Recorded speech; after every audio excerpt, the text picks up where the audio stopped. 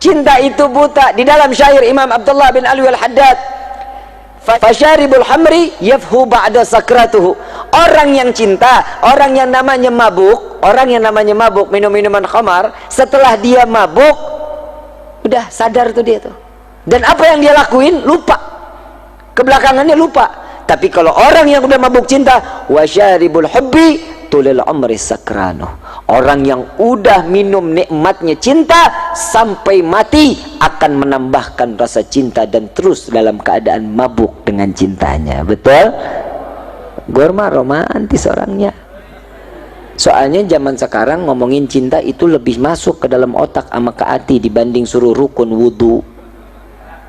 Ayo Kiai, jujur, bener nggak? Urusan cinta ya otodidak, bib. Itu mah berjalan sendiri. Yang namanya cinta harus ada pengorbanan, betul? Bagaimana cintanya Nabi kepada kita? Pengorbanan dari awal lahir sampai yaumil qiyamah, pengorbanan semuanya untuk umat Nabi Muhammad SAW. Sampai diabadikan di dalam Al-Quran, laqad ja'akum rasulun min anfusikum azizun alaihi ma anittum harisun alaikum bil mu'minina raufur. Akan datang kepada kalian seorang rasul utusan Allah, sama seperti kalian, bagian golongan manusia, memiliki rahman, memiliki rahim, punya kasih sayang yang begitu besar, namun beban umatnya dipikul sampai yaumil qiyamah. Beban umat dipikul, kita beban hidup kita sendiri aja udah males, belum ujian dalam hidup nih. Tapi ingat-ingat nih, ada ujian, ada azab. Ya, ada ujian, ada. Buat orang yang ujian, mereka yang punya kelas. Orang sekolah punya kelas, ada ujiannya kan? Ada tingkat kenaikan kan? Kalau dia bagus, nilainya bagus, bisa naik ke. Kalau dia lulus dalam ujiannya. Kalau orang yang nggak mungkin sekolah, orang nggak sekolah, mungkin nggak ada ujian. Mungkin naik kelas, nggak mungkin. Nih hidup kita nih kadang kita lupa nih. Ini saya cuma sekedar ngingetin. Ada orang, kalau kita tanya, kita tahu nih orang ibadahnya males, ogah, ngaji nggak mau, baca Quran enggak. Begitu datang ketemu kita, ujian besar sekali. Sampaiin nama dia, itu bukan ujian tong, itu azab baru di dunia. Kalau orang nggak ibadah, azab namanya. Tapi kalau orang yang ibadah, itu adalah ujian. Setiap ujian berarti Allah ingin mengangkat derajat kita di sisinya. Alhamdulillah. Enak kan? Enak gak jadi umat Nabi? Gue mah ogah ujian mulu. Ujian dalam hidup ini gimana cara hindarinnya? Yang pertama harus sabar, betul? Bagaimana caranya? Tapi jangan pernah minta doanya, ya Allah berikan tambah kesabaran buat diri hamba. Jangan. Ujian terus menerus loh. Katanya minta sabar.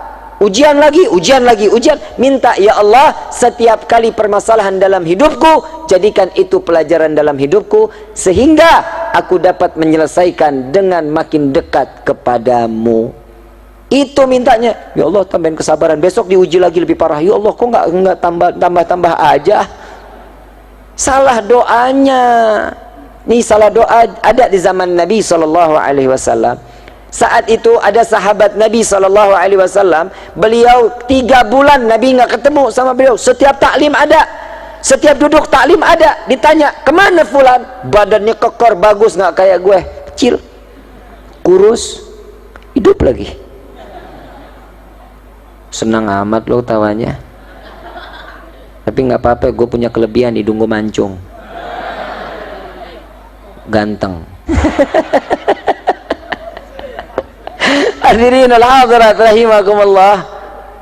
Saat dimana Allah subhanahu wa ta'ala telah menunjukkan kemuliaan Nabi Muhammad SAW, Nabi ini nerima beban kita dari mulai lahir. Di dalam Rawi Ad-Diba dijelaskan Nabi SAW saat terlahir ke dunia. Syekh Abdurrahman Ad-Diba menukil dari satu firman atau hadis qudsi, ya Jibril nadi fi sahril mahlukat min ahlil ardi was sama bittahani wal bisyarah fa inna an-nurul maqsun wa sirrul maknun awjad qabla al-wujudil asya wa ibda'il ardi was sama. Nih Allah subhanahu wa ta'ala mengatakan, wahai Jibril, beritahu penghuni langit dan bumi, Cahaya yang selama ini aku jaga dan tersimpan, di malam ini akan aku keluarkan di atas bumiku. Dan sedangkan aku, kata Allah, aku akan menghias langit dan bumi dengan gemerlapan cahaya yang begitu indah. Jadi yang ngerayain maulid duluan siapa? Siapa yang ngerayain? Terus ada yang bilang, jadi buat apa sih ngerayain maulid? Ngaji lo di pohon bambu, makanya ngaji. Di dalam Al-Quran ada sejarah. Di dalam Al-Quran ada sejarah apa enggak? Berarti sejarah dengan kita membaca Al-Quran sama enggak tingkatannya? Kita tahu Fir'aun, Al-Quran. Kita tahu Nabi Ibrahim yang ngebangun Ka'bah,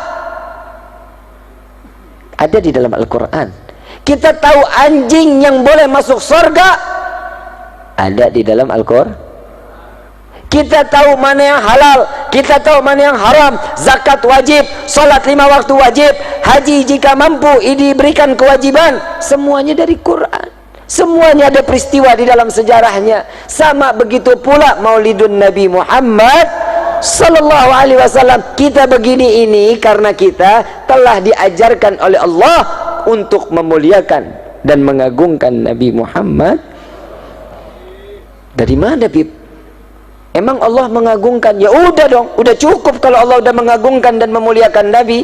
Nah, ini perlu dijawab nggak nih? Perlu dijawab?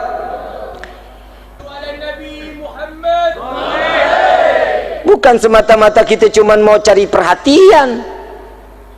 Nabi ini mikirin kita. Kalau ada orang yang di luar sana, untuk apa, buat apa, kenapa, tanya nih, seakan-akan dia sama iblis sama. Saat kelahiran Nabi, siapa yang benci? Jadi kalau ada orang bilang nanya, ngapain acara-acara maulid? Nih tanya tuh, nih jangan-jangan lo iblis nih. Apa kata Nabi? Aku khawatir, kata Nabi.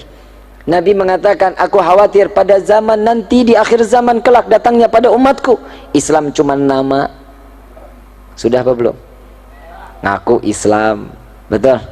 KTP Islam, sholat kagak, ngaji durhaka, sadar. Alhamdulillah. Saya besok-besok pengen cari yang tempat daerahnya yang pada sadar aja masyarakatnya dah, jadi enak, berasa nyadarinnya. Sebenarnya nggak usah disadarin, Bib, kita udah sadar, tapi kitanya aja yang blow on. Coba kita bisa kebayangin, Islam cuma nama, cuma sekedar nama. Namanya Islam, sama orang jahatnya luar biasa, mulut ngoceh aja. Orang tetangga beli kulkas, kita yang tempel koyo. Bu, hei, begitu kelewatan loh. Tetangga beli mobil Grace, bapak kakinya encok. Begitu. Mudah-mudahan di sini mah orang-orang soleh-soleha semuanya. Saya nggak ngelihat ada keburukan di mukanya nih. Kalau kita ditampakin keburukan, waduh, benjol sono, benjol sini. Insya Allah, Allah baik sama kita ya, baik. Tapi kita nggak pernah baik sama Allah, betul? Udah numpang di bumi. Kalau kita satu kali sholat Allah murka, kita diusir dari bumi, mau kemana loh? Ya udah, Bib, saya pindah ke dalam tanah. Emang tanah punya siapa? Bapak loh, punya Allah. Ya udah, Bib, saya beli pesawat, saya naik ke atas bulan. Bulan punya siapa? Ya udah, Bib, saya tinggal di matahari. Buleng-buleng loh. Matahari punya siapa? Ya udah, Bib, saya tinggal di neraka. Neraka punya siapa? Kalau Allah sudah turunkan murka kepada setiap hamba, selesai hidup loh. Jangan main-main. Untuk masalah sholat nggak ada kata tawar menawar. Untuk sholat wajib, hukumnya wajib, nggak bisa jadi haram, nggak bisa jadi mubah, nggak bisa jadi sunnah. 1 tambah 1 sama dengan, bisa jadi 3. Kenapa? Ya sudah hukumnya, Bib. Begitupun Al-Quran, begitupun sholat kita, nggak bisa kita rubah. Kalau yang udah namanya sudah ketentuan Allah, ini maktub, nggak bisa dirubah, udah nggak bisa. Laki, ini udah maktubnya jadi laki. perempuan udah maktubnya, nggak boleh dirubah. Kenapa? Ini udah kodratnya. Kalau yang namanya takdir bisa dirubah, kalau namanya kodrat nggak bisa dirubah. Kalau takdir, bapak kita contoh, bapak kita seorang petani, bapak kita nyari duit, ibu kita cuman ibu rumah tangga, mungkin kulit cuci, nyari rezeki buat ngedidik anak-anaknya biar menjadi anak yang berguna, manfaat dunia wal akhirah. Bisa dijadiin sebagai anak nih, pengen ini anak jadi insinyur, mungkin ini anak pengen terus sampai kuliah-kuliah, nggak pengen jadi kayak bapaknya, nggak pengen jadi kayak ibunya. Begitu ini anak sekolah selesai, takdir berubah, ini anak jadi seorang miliuner, ini anak punya jabatan, bisa menghidupkan keluarga, mengangkat derajat orang tua. Ini takdir yang bisa dirubah kalau kita punya mau. Alhamdulillah nih di Kuningan kan ada majlis ya, ada majlis Rasulullah Jalsatul Itsnain, majlis Rasulullah sallallahu alaihi wasallam. Hadir dong, mau nggak hadir? Di situ ada ketenangan di dalamnya, semua hidayah akan diberikan di situ oleh Allah. Tatkala kita berdoa, dewan-dewan gurunya alhamdulillah ilmunya sanatnya sampai ke Nabi Muhammad sallallahu alaihi wasallam. Dan Nabi di sini sallallahu alaihi wasallam dikatakan di dalam satu riwayat pula, Nabi ini manusia yang akhlaknya paling mulia. Tahu akhlaknya Nabi? Udah pernah dengar kisahnya akhlaknya Nabi? Udah? Ada satu nenek, ini nenek-nenek lagi yang ngomong ini. Ada nenek-nenek tua Yahudi, tiap pagi kerjaannya ngeludahin orang. Yang orang tersebut Nabi Muhammad SAW. Lewat Nabi diludahin, Nabi ulap mukanya pakai sorban dan dikatakan barakallahu fiik, semoga Allah limpahkan keberkahan. Dengan senyuman Nabi lontarkan. Besoknya Nabi nggak putar arah, enggak, Nabi lewat lagi, makin dekat jalannya. Makin besoknya lewat, deketin lagi. Sahabat sampai bingung, ya Rasulullah kok demen amat diludahin sih? Apa kata Nabi? Udah bener jauh, kenapa deket? Apa kata Nabi? Aku khawatir tatkala dia sedang mendatangiku, dia kesandung, sakit. Lebih baik aku yang dekat biar dia tidak terlalu jauh meludahkanku, kata Nabi Muhammad SAW. Sallu ala Nabi Muhammad.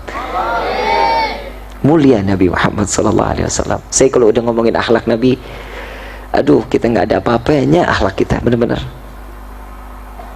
Itu yang pertama. Sampai 3 hari ini nenek nggak datang, nggak ada. Saat Nabi lewat, kok nggak ada yang ludahin saya lagi? Dicari sama Nabi, ditanya sama tetangganya, kemana ini nenek yang biasa nyapu-nyapu di depan rumahnya? Sakit ya Rasulullah. Khawatir Nabi, lari ke pasar, ngambil makanan, beli manisan, beli roti, datang lagi ke rumahnya, lihat rumahnya berantakan, diambil sapu, disapuin sama Nabi, disapuin, dianya lagi tidur, ditungguin sama Nabi. Sampai dia terbangun. Selesai terbangun dia kaget, ada apa ya Muhammad? Apakah kau ingin membunuhku? Tidak wahai nenek. Apa engkau ingin membalas untuk meludahi aku? Tidak wahai ibuku. Sampai dikatakan ibuku, kata Nabi SAW. Aku datang ke sini, aku ingin menjengukmu dan aku ingin memberikan makanan kepadamu, sehingga engkau dapat sehat kembali, secepatnya engkau bisa menjalankan seperti apa yang kau telah jalani setiap pagi untuk meludahi aku, kata Nabi SAW. Disuruh sehat untuk aktivitasnya nggak berkurang. Ya Allah, mulia Rasulullah SAW. Nggak cuman sampai di situ hadirin. Saat di Taif, Nabi dilempari kotoran, Nabi dilempari batu, berdarah pelipisnya, duri tertuncap daripada pipi mulia manusia yang dimuliakan oleh Zat yang Maha Mulia, tertembus darah, ditadangin oleh Nabi. Satu demi satu tetesan keluar dari wajah Nabi SAW.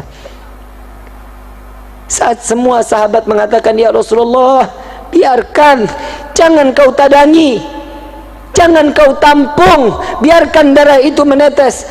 Aku khawatir jika satu tetes darahku tertetes di tanah Taif, aku khawatir tanah ini akan ditenggelamkan oleh Allah Subhanahu wa ta'ala. Sedangkan aku masih berharap anak cucu mereka dapat beriman kepada Allah dan beriman kepada aku. Sallu ala Nabi Muhammad. Di mana letak kesalahan Nabi, hadirin? Di mana cacatnya Nabi, hadirin? Setiap langkah yang dilakukan Nabi, umat yang ada di kepalanya. Saat apa yang dilakukan, contoh, kalau kita nggak punya kerinduan sama Nabi, kita lebih parah daripada ranting pohon. Ada satu pongkol pohon kurma yang udah mati, tiap hari disandarin sama Nabi. Tiap hari cuma Nabi sandar aja. Sahabat ngeliat, kok nggak enak banget tempat duduk Nabi, yuk kita bikin yang bagusan yuk, biar Nabi ngerasa nyaman, agak lebih gagah. Dibangun sama sahabat, dijadiin, ada mimbarnya, ada tempat duduknya, ada lekarnya. Pongkol pohon kurma ini disingkirkan, cuman jaraknya 10 kaki dari Nabi. Saat dimana Nabi sedang memberikan ta'lim, di satu malam tersebut terdengar suara tangisan seorang bayi yang telah lama tidak diberikan susu oleh ibunya. Nangis yang cukup luar biasa sampai menyayat hati Nabi Muhammad SAW. Nabi sampai menangis. Nabi mencari dari mana, dan bukan cuma Nabi yang mendengar, semua sahabat yang duduk di hadapan Nabi semua mendengar tangisan tersebut. Dicari, ternyata ada daripada pongkol pohon kurma tersebut. Ini di dalam sirah tersebut, Sayyidina Abu Bakar radhiyallahu anhu warḍahu, beliau mengatakan, aku tidak pernah melihat seorang ayah yang menimang dan memberikan belayan yang cukup mesra daripada anaknya, melainkan Nabi Muhammad menimang dan mengusap, memberikan belas kasihnya kepada pongkol pohon kurma yang telah mati, dibelai oleh Rasulullah. Wahai pongkol pohon kurma, apa yang kau tangisi? Ya Rasulullah, kemarin baru saja kulitmu bersentuhan dengan kulitku, keringatmu sampai kepada jasadku ya Rasulullah, tapi di hari ini engkau telah jauh dariku. Wahai pongkol pohon kurma, jarakmu tidak jauh denganku 10 kaki. Aku tidak tahan berjauhan denganmu ya Rasulullah.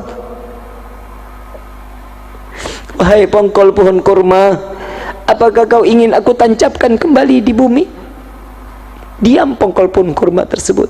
Apa kau ingin aku tancapkan di dalam syurganya Allah?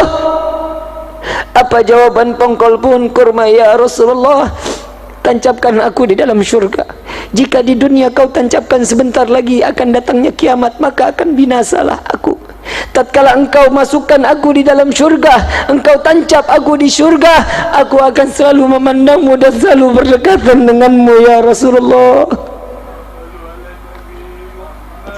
Huwa Muhammad, belas kasihnya sangat luar biasa, kecintaannya kepada makhluk, rahmatan lil alamin.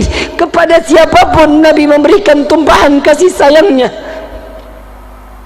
Ayuhal hadirun jamaah rahimakumullah, kita ingat saat perjalanan Isra wal Mi'raj Nabi, malaikat Jibril tidak dapat masuk, sama-sama menemani Nabi untuk berjumpa dengan Allah. Di saat itu malaikat Jibril mundur. Ya Rasulullah, aku tidak dapat melangkahkan kakiku satu langkah pun. Jika satu langkah aku masuk, maka akan hancur tubuhku. Saat dimana Rasulullah masuk, jubah beliau, imamah beliau, sorban beliau yang bukan diciptakan oleh Allah, mendapatkan kemuliaan dari Allah, berjumpa dengan Allah. Yang lebih teristimewa adalah sendal baginda Nabi Muhammad sallallahu alaihi wasallam yang ada di bawah telapak kaki Nabi. Kenapa beliau tidak terbakar? Kenapa jubah tidak terbakar? Kenapa imamah tidak terbakar? Kenapa sandal tidak terbakar? Karena tertempel dengan jasad manusia yang dimuliakan oleh Zat yang Maha Mulia. Hadirinul hadirat, kebayangkah kita setiap doa yang dipanjatkan oleh Allah, Allahumma ighfir ummat Muhammad, Allahumma ighfir ummat Muhammad, Allahumma ighfir ummat Muhammad. Kita yang buat dosa, Nabi yang meminta ampun kepada Allah. Kita yang ada di dalam hati, kebayang seandainya kita satu persatu hatinya terletak di dalam hati Nabi, wallahi haram neraka untuk kita. Dekati Nabi Muhammad, cari perhatian dengan Nabi. Andai saja kita seluruh ada di dalam hati Nabi Muhammad, maka akan senang di dunia dan akan senang di akhirat. Ayuhal hadirun jamaah rahimakumullah, kita sama-sama tidak pernah memandang Nabi dalam keadaan langsung. Lebih mulia ular yang memaksa ingin berjumpa dengan Nabi karena dia izin kepada Allah. Saat Sayyidina Abu Bakar dan Rasulullah berada di Jabal Nur, saat itu Rasulullah SAW ingin tertidur karena lelahnya Nabi. Ya Abu Bakar, izinkan aku tertidur di pahamu. Sebelum Nabi masuk ke dalam gua, semua lubang ditutupi. Semua lubang, khawatir ada binatang yang buas menyakiti Nabi Muhammad SAW. Jubah setelah habis, satu lubang yang tidak lagi tertutup. Saat Nabi masuk, Sayyidina Abu Bakar sudah duduk, ditutup oleh kaki Sayyidina Abu Bakar Siddiq radhiyallahu anhu warḍahu. Tatkala Nabi dalam keadaan tertidur, mulai sengatan demi sengatan yang berbisa, di mana sengatan tersebut dari ular padang pasir yang sangat amat berbisa.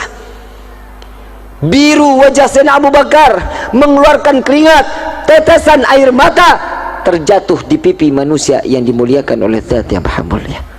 Terbangun Rasulullah, ya Abu Bakar, apakah engkau sakit?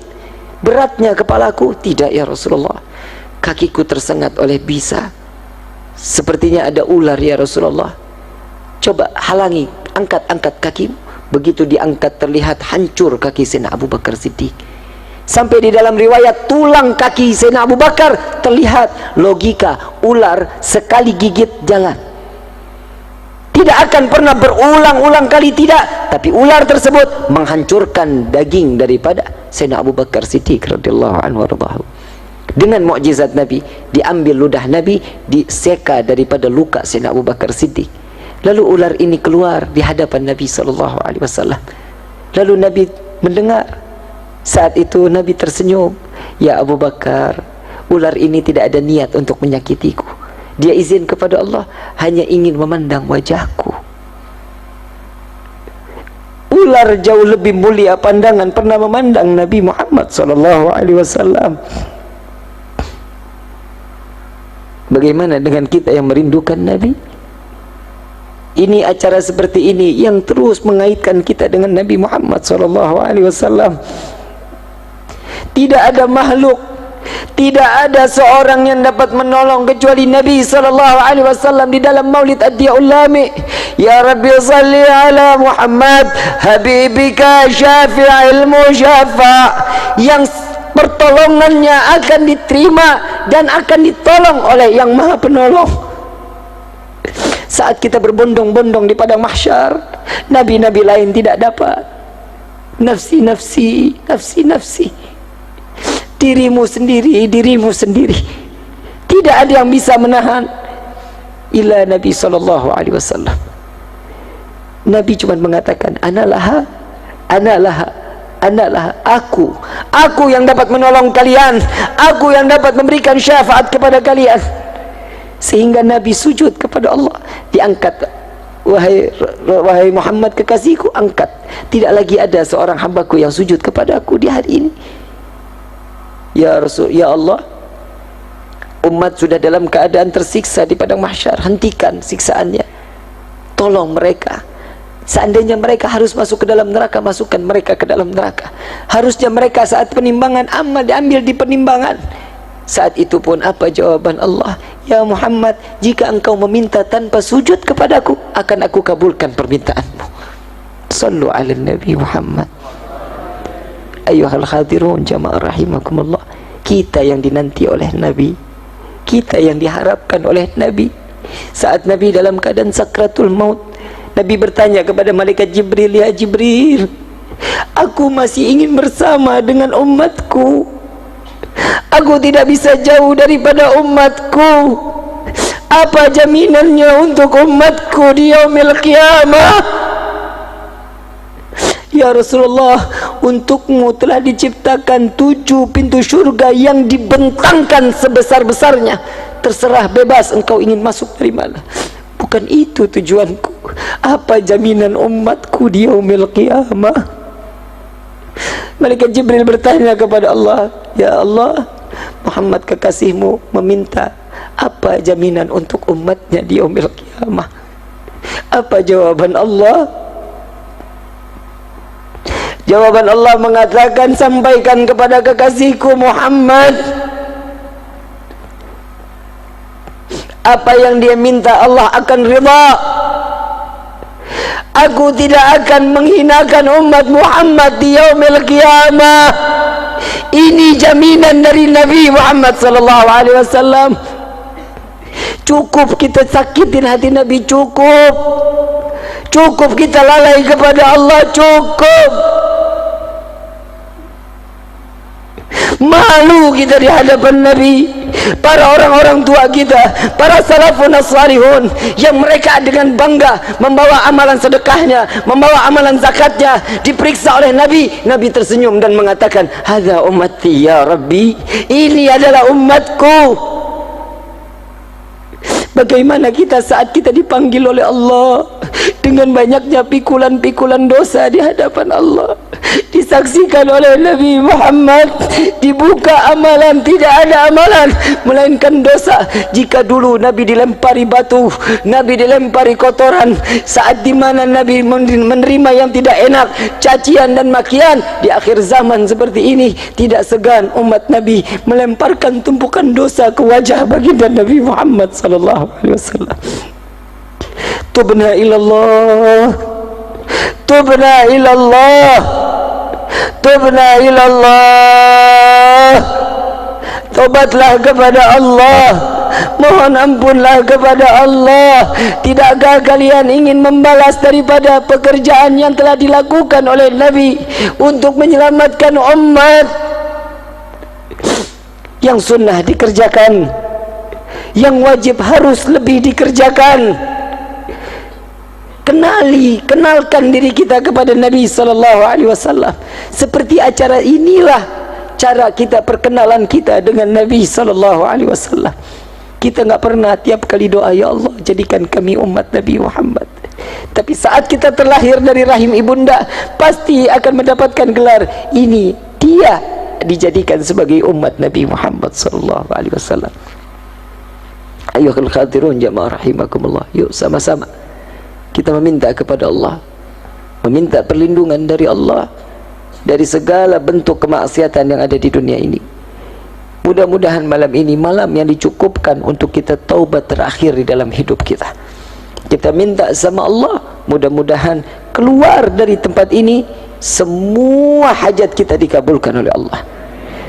Dosa kita diganti dengan pahala yang berlimpah.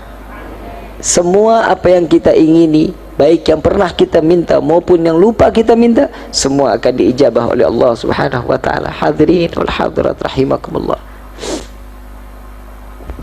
Saya minta waktu satu kisah lagi, di mana kisah ini manusia yang begitu mulia dan mengobral syafaatnya di yaumil qiyamah. Bagaimana dengan Malik bin Sinan? Tatkala Malik bin Sinan melihat saat di Uhud Nabi berlumuran darah, wajah penuh dengan darah, tangan Malik bin Sinan kotor dalam penuh darah, sorban dalam keadaan kotor, jubah kotor. Saat itu Malik bin Sinan mengatakan, ya Rasulullah, bolehkah aku membersihkan luka yang ada di wajahmu? Silahkan wahai Malik. Ya Rasulullah, tapi enggak ada yang bersih kecuali lidahku. Silahkan. Dijilat semua darah Nabi SAW, dikumpulkan di dalam mulut Malik bin Sinan. Saat itu Nabi mengatakan, buang wahai Malik, buang. Tidak didengar oleh Malik bin Sinan, dikumpulkan di dalam mulut. Ditanya, dibilangkan oleh Nabi sekali lagi, buang wahai Malik, malah ditelan. Wallahi tidak akan aku buang ya Rasulullah. Ditelan oleh Malik bin Sinan. Dua pelanggaran di hadapan Nabi Muhammad SAW. Yang pertama, perintah Nabi adalah perintah Allah Subhanahu wa taala, tidak didengarkan daripada perintah Nabi. Yang kedua, melawan perintah dengan cara yang harusnya dibuang, dia malah ditelan. Dua pelanggaran besar, fatal. Saat itu sahabat semua dalam keadaan diam, nunduk di hadapan Nabi, dan Nabi sujud. Nabi mengangkat kepalanya dan mengatakan, adakah kalian wahai para sahabatku ingin melihat penghuni syurga yang masih hidup di bumi? Maka pandanglah Malik bin Sinan. Malik bin Sinan mendapatkan anugerah terbaik dari Allah dan mendapatkan abadinya beliau di dalam syurganya Allah. Berkah apa? Cuman sekedar darahnya Nabi ditelan. Bagaimana kita yang cinta dan menjalankan sunnah? Wallah, kita yang jauh lebih berhak mendapatkan kenikmatan tersebut dikumpulkan oleh Nabi di dalam syurganya. Amin ya Rabbal